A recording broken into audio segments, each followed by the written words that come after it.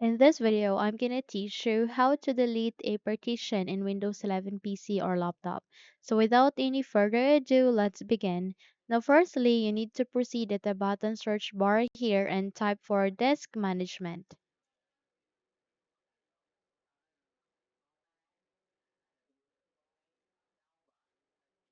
Once you've typed that, you need to proceed with the option called Open.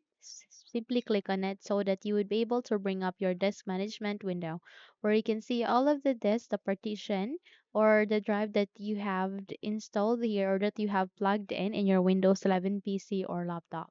Okay, so in order to delete the partition, okay, let's say for example that your USB flash drive has another partition.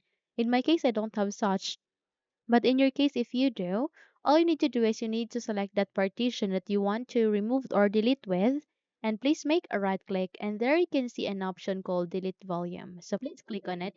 But before clicking on yes, please make sure that you have backup all of the important data, the files, the documents, the pictures, or anything that is inside to that particular partition. Make sure that you have backup all of that, okay, before clicking on yes, okay, because deleting this volume will erase all data on it. So back up any data you want to keep before deleting. Once you're good, please click on yes. And once you have clicked on yes, it would be deleted here in your Windows 11 PC or laptop. Okay? So that's it. If you think this video helped you a lot, then please don't forget to subscribe.